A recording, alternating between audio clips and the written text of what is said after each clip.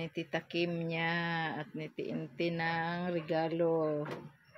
Si Maxine sa kanyang 3rd birthday.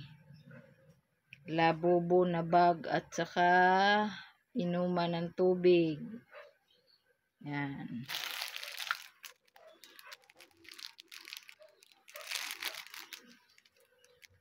Ang tuwa nito kasi favorite niya, kulay pink pa.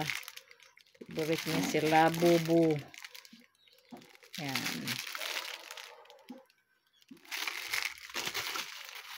Tapos ito yung bag.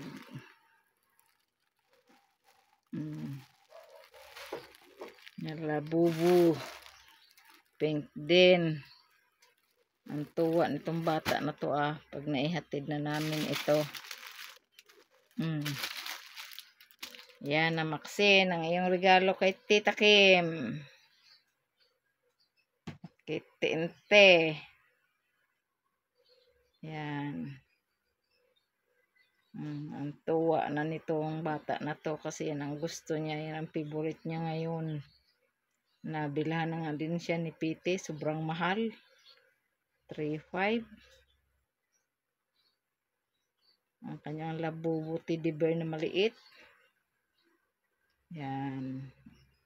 Ito naman bag at saka inuman.